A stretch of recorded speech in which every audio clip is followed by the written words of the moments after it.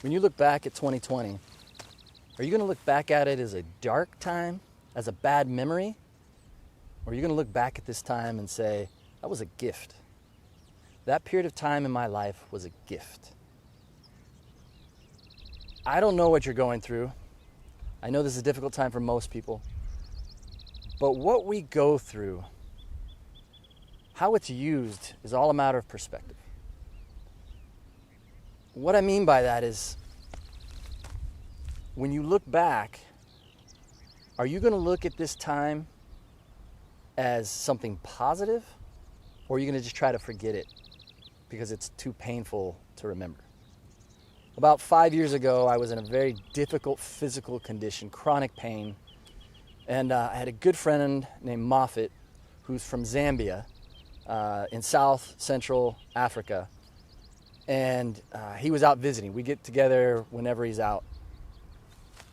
And when I was with him, I was sharing this. And when I'd share the difficulty I was going through, most Americans would respond with, "Oh, why is that happening to you?" Or "I'm so sorry," or "This isn't fair," or "I think about you all the time and I'm so angry," because they were trying to be compassionate, empathetic. Now, Moffat is one of the warmest. That guy's got a smile stuck on his face no matter what. But as I'm sharing this with him, he's not giving me the same response. He has this really deep voice, and he's just sitting there at the coffee shop. And after a while, with my American ears, I'm thinking, what's wrong with you, bro? Give me a little something here. But then I remembered, as he's soaking this up, as I was watching his nonverbal communication, I realized this guy's from Zambia. I know the poverty that's in Zambia, the vulnerability of the people there. When we talk today about the World Health Organization telling us you need to wash your hands, they don't even have sinks, most of them. When they talk about we need hand sanitizer, they don't have soap, and they're definitely not going to have hand sanitizer. This is the kind of life that he's from. And so although he didn't say the words, I could hear him saying, "Hey, man, you know that in my country when we greet each other, we say 010 or 011. Each of those numbers represents a meal. Breakfast is the first one, lunch is the second number, dinner's the third. And so if you greet someone and you say, "How are you doing?" and they say 010, it means they had lunch, but they didn't have breakfast or dinner. They're used to difficulty, but they don't sit in it. They keep walking, they keep moving. Moffat himself has had to respond at times, "How are you doing?" and his response would be 000. But he knew there was another day coming. And although he didn't say it to me, as I look back, I realized what his presence communicated to me. What he was communicating to me was, "Boog, brother, keep walking. Don't sit in this valley and complain. You weren't meant to stay here. You were meant to keep moving forward."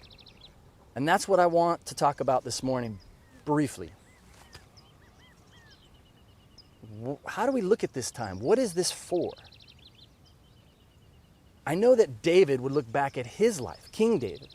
And in Psalm 23, he said, "This is what God has done in my life."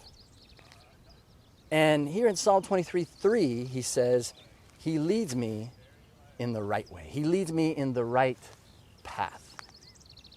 The path of righteousness. And what that means is when you say right, it means straight. It's the straight way to go.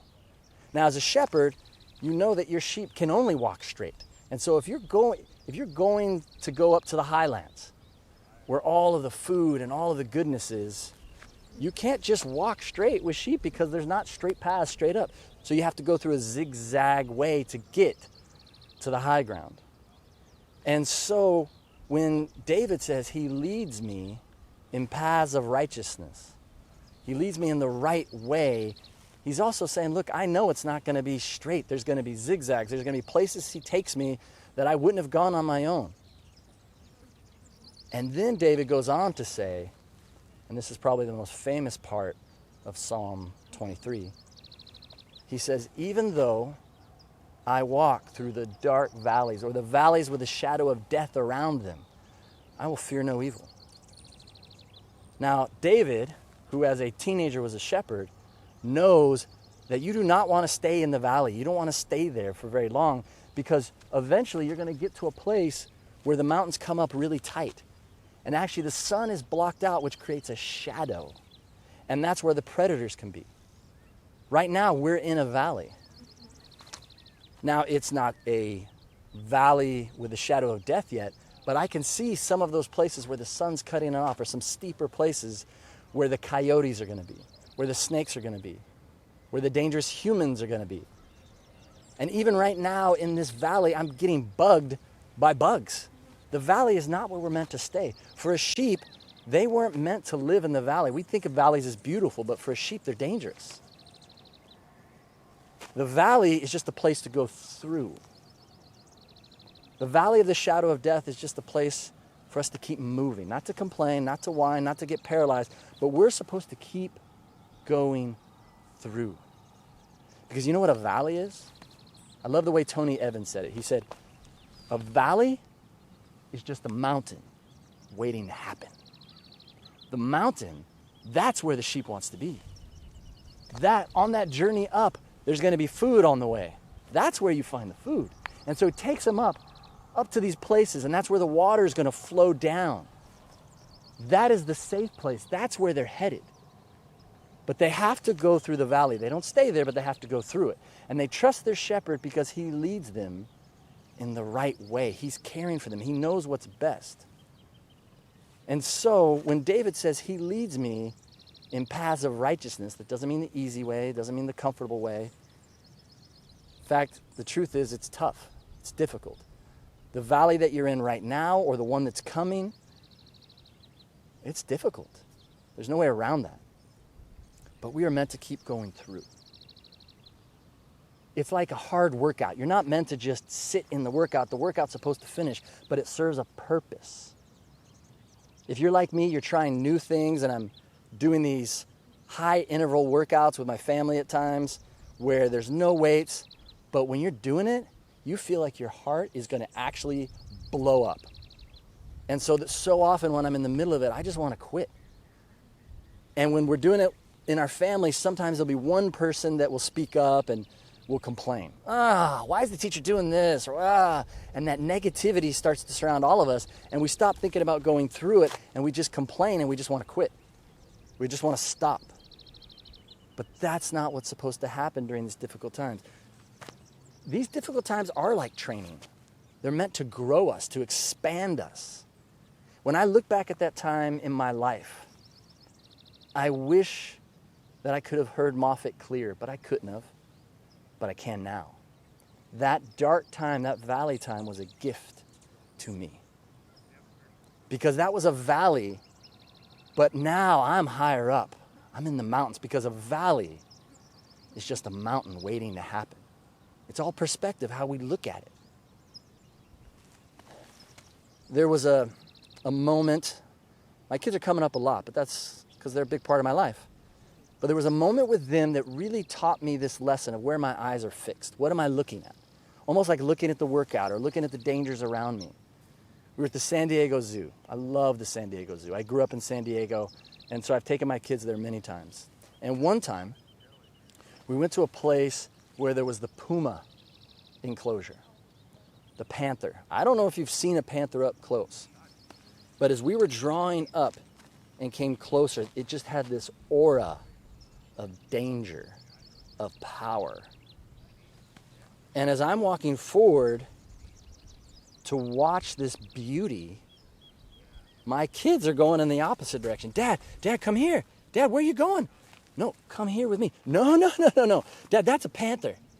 And the fear was overtaking them because their eyes were fixated on the panther.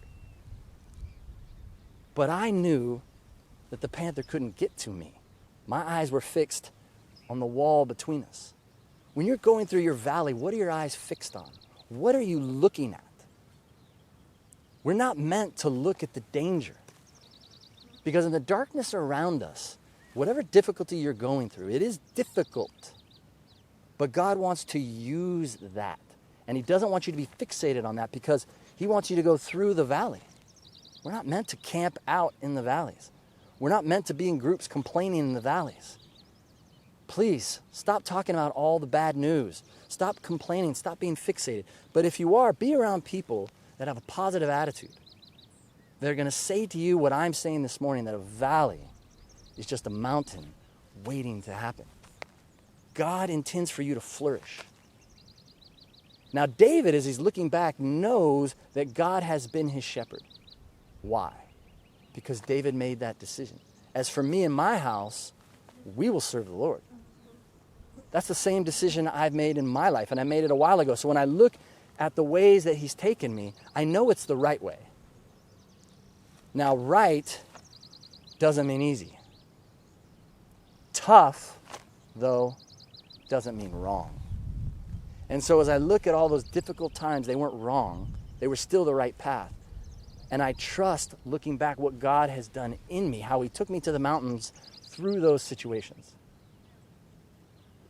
And so for us, as you're going through this, you have the opportunity, because I know that some of you that are hearing this have not made that decision.